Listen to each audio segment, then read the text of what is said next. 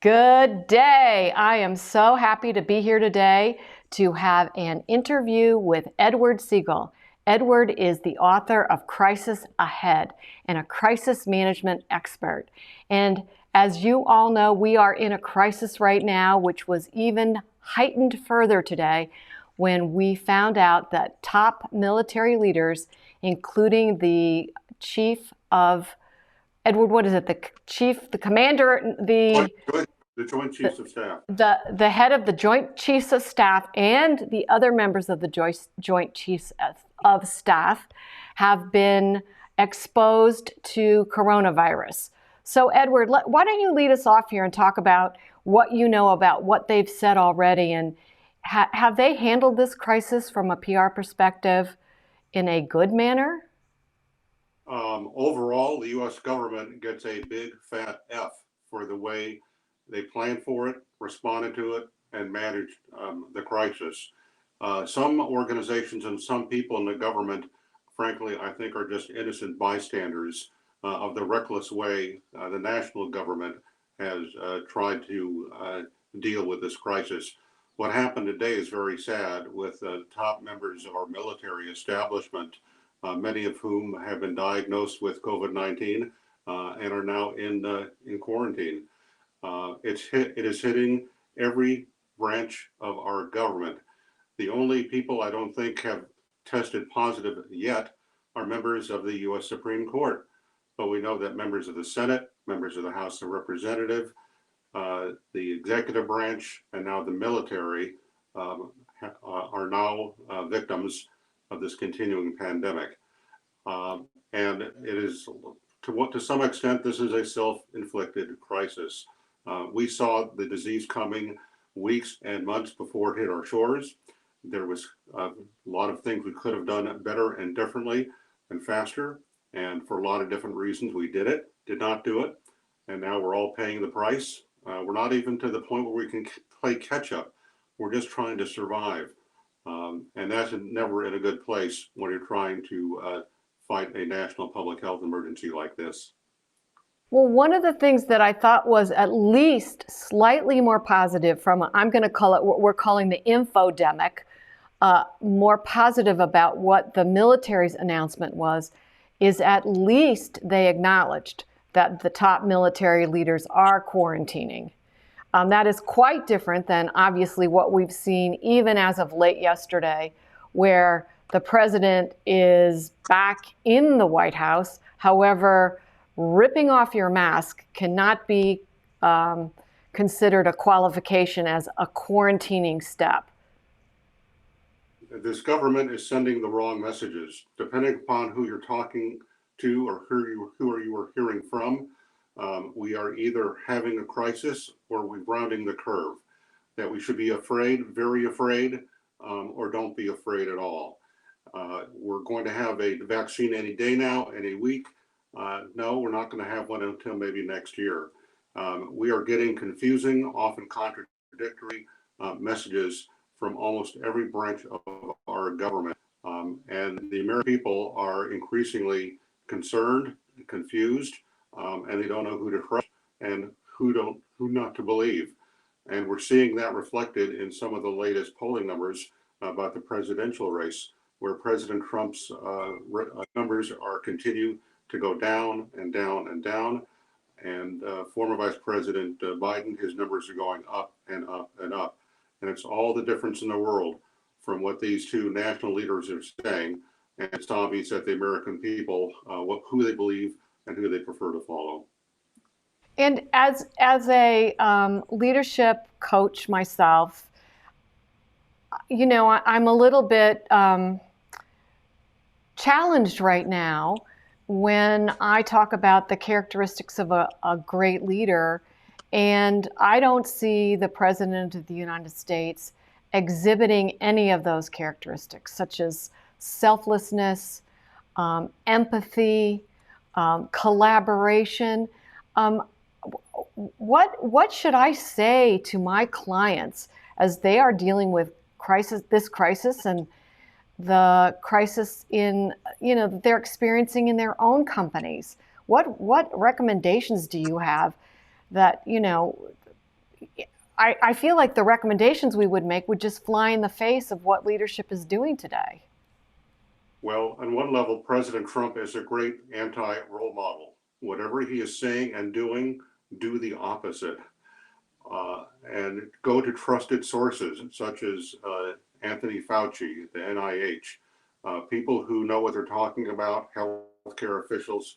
I've been watching, as we all have, a lot of television news, and the medical correspondents that they have on the evening shows and cable news, they know more about what to do than a lot of our political leaders. So trust the people who you know uh, what they are talking about. The other thing is we do have role models to look at, and that's other foreign governments. Ironically, we've seen what Great Britain, France, other countries around the world were early victims of COVID-19. We see what they did, how quickly they responded, and because of their quick, decisive, fact-based actions, we are leading the world for the wrong reason in terms of the numbers of deaths and infections. And almost every other country has rounded the curve, made a lot more progress than we did. And they are people in companies and organizations overseas to look at. Now, it's not perfect, of course. There have been reports in the last few days that the virus is making a resurgence in some countries, but at least they took early action. They did the right thing, and they're in a lot better position than we are. I think that taking action is what you've talked about, and in your book Crisis Ahead you have a crisis management plan, and it seems to me right now is the time. If you haven't done that because you think you're in a crisis, now's the time not to plan but to react. You really need to act and make sure you have that plan. Does that make sense to you? And are you advising people right now to really just get your plan out, get ready, start from where you are today? Yeah, just don't stand there or sit there. Do something, and do something now. I have in my book a crisis management plan template that any company, an organization, or even individuals can use to help prepare for this crisis. If they don't have a plan now, they need to have one in place quickly. And then once it's in place, don't file it and ignore it and let it attract dust. Uh, Take a look at it on a regular basis and put it into practice, and update your plan as necessary, so it's meeting the challenges and also the opportunities to fight this disease and protect yourself. Without a plan, you're like someone driving a car at night without any headlights. You have no idea where you're going, what you're going to crash into. So you need the guidance, you need the direction, and you need a plan. And having your crisis management plan in place now is going to be much better than having no plan at all. I just think that's such great advice, and it's wonderful that you've got an opportunity for people to download that. One thing I was thinking about, we've talked about how important in the planning process it is to be effective in your remote communications. And as I've become a Zoom expert here, and I'm coaching people on how to give great Zoom communication. A good example, I talked to someone today who, an entire law firm that 5 of the 30 members of the team just came down with COVID. And of course, they were meeting in their offices, but their work can't stop. And so, one of the things I said to them is you need to make sure you've got really great internet connection if you're going to plan to work effectively from home. So, what other tips do you have for people right now? Learn how to use the technology. So many of us have a laptop, a desktop, an iPad, even a smartphone with enough capability, enough memory, enough technology that you can talk to anywhere at any time for any reason, screen to screen. We have to have a new mindset. We have to have a new attitude. that this crisis may last a lot longer than any of us want.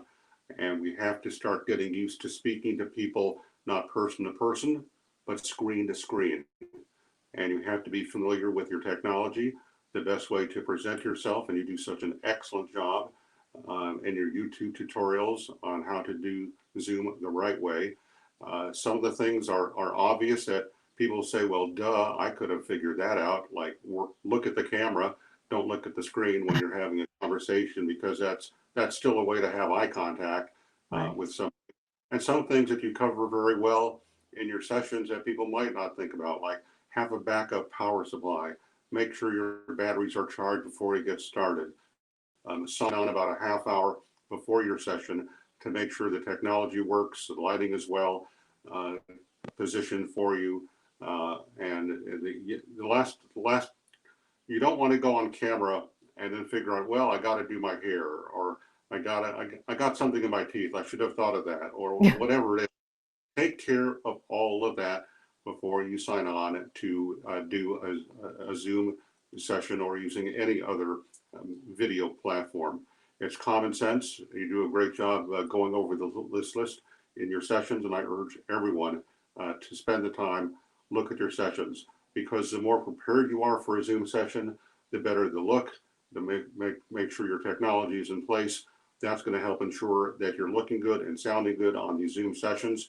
And with all due respect to attorneys or anyone else who insists on going into the office, get over it. This is a new age right now, and there is no magic to meeting someone in person.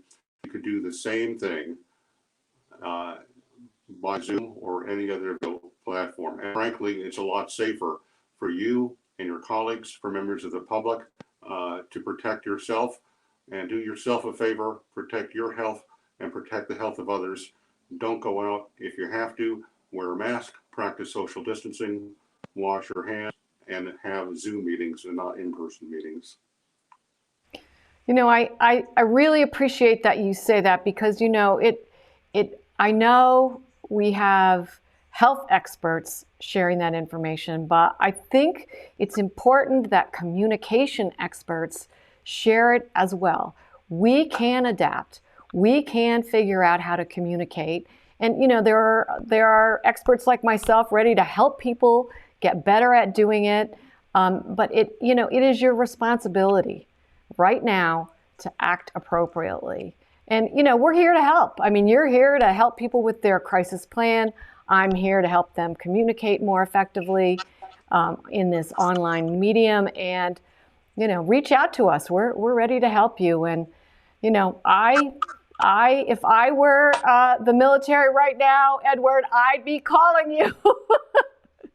Because they've got 14 days to get through, and they've got a lot of messages to give. So, you know, you're right down the street from them. So hopefully the Pentagon knows you're, you know, right there. So anyway.